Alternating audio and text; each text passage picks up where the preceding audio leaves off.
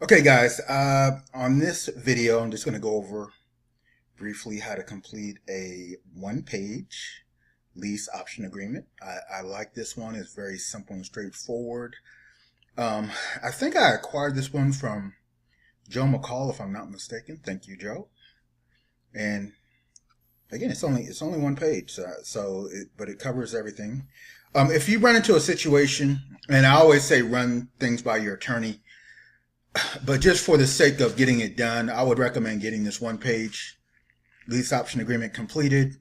Send it to your attorney. If he wants a more formal, more detailed purchase and sale agreement completed just for your protection, that's fine.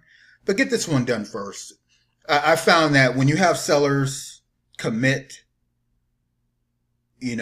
consistently, or if you get them to commit at least on one agreement, they'll commit to the next one. So just get it done, and your attorney or real estate agent can determine, hey, you know what, we need more protection, let's get another one. Yeah, you can do that too, but this will work in the meantime. So on the top, you'll see the heading reads residential lease and option to purchase agreement. Underneath that, you have the buyer/tenant, which would be yourself and or your company, and or assigned. So if you decide to assign this one, obviously it's assignable, the date. And then underneath that, you have the seller/landlord. Now, the seller or the landlord should be the owner. But to be sure of that, that's why you're going to do a title search to make sure that the person that is lease optioning the property to you is in fact the owner and or has authority to do so. Also, you want to make sure there's no liens that could be deal killers that are attached to the property. But the primary purpose is to make sure that the seller is the owner on record for the property. Underneath that, you're going to list the property address. So whatever the address is, street address, state, city, state, zip. Below that, you have the lease section, residential lease. So you're going to put whatever the lease amount, the rent amount that you've agreed upon with the seller. So if you agreed $900 a month, you're going to put it there. If you agree to $1,000, you're going to put it there. Typically, what I've run into is most sellers are agreeable to just renting the property for what they owe on it. So whatever the mortgage balance is, 9 times out of 10, they're agreeable to doing it for just that amount. Some others may want a bit of a spread. Obviously, that's negotiable. Underneath that, number 2 is the lease term. So if you have a lease term of 12 months, put it here. Or 24 months or 36 months. I recommend getting as long as possible. So if you can get it for 36 months, that would be great. But some sellers don't want, don't want the term to be that long. Some may limit you to 24 or even 12 months. So if they limit you to 12 months, go into it with the understanding that you have 2 options. Either you're going to have to get this renewed after 12 months, or you're going to have to make sure that your tenant buyer gets qualified before 12 months. So it also gives you a space to put in the begin date and the ending date. Number 3 covers maintenance. Buyer/tenant will be responsible for all maintenance and repairs of the property, not to exceed $500 per incident.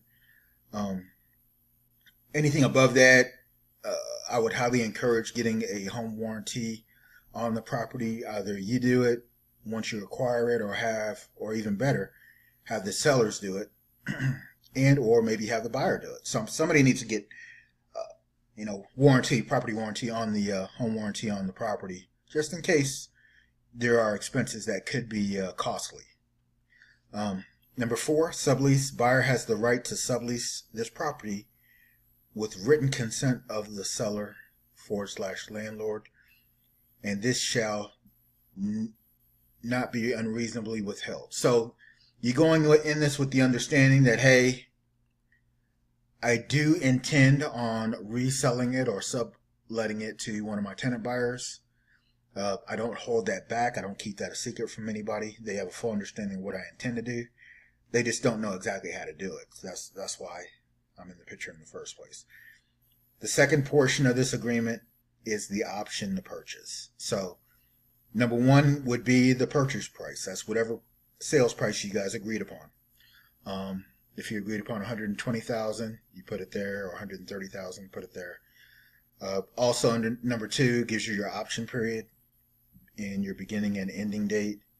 Number 3 is the option consideration, which is $10. All option consideration will be credited in full towards the purchase of the property. That's just stating that, the $10 is consideration just to make it a valid agreement. There has to be some money, some consideration given. And that's the minimum, and it's pretty standard. And it'll be credited towards the purchase price. Not that makes that big a difference. Number 4, rent credits. Buyer/tenant will be credited $0 per month towards the purchase price. In some instances, you may want to offer a rent credit if it makes sense, but usually not something that I did. Closing costs. Buyer/tenant will pay all allowable closing costs. This is when you actually do close it, when there's new financing in place. Typically, my sellers don't incur any closing costs when I'm doing the deal. Number 6, expiration.